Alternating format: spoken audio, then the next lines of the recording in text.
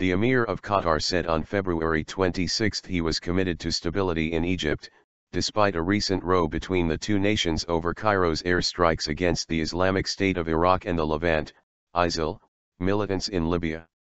ISIL released a video this month showing the beheading of 21 Coptic Christians in Libya, most of them Egyptian, prompting Cairo to launch airstrikes on ISIL targets in the eastern city of Derna.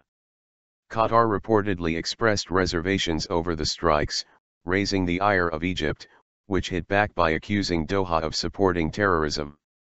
Qatar responded by recalling its ambassador to Cairo for consultations. But Sheikh Tamim bin Hamad al-Thani said he was committed to seeing a stable Egypt, despite the recent tensions.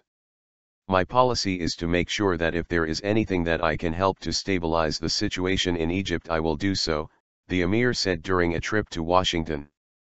"Now there is a government there, we have differences with them but we all agree that this government has to be stable," he added, speaking at Georgetown University. The Gulf Cooperation Council, made up of Bahrain, Kuwait, Oman, Saudi Arabia, Qatar, and the United Arab Emirates, initially sided with Qatar in its criticism of Egypt.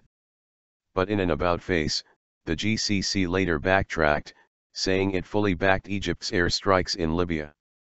"We had differences between Qatar and some GCC countries concerning our approach to Egypt, but what we did is when a government was elected we stood by the government," Thani said. Most Gulf Arab nations, including Qatar, have joined the US-led coalition waging airstrikes on ISIL militants in Iraq and Syria, where the extremists have taken over swathes of territory.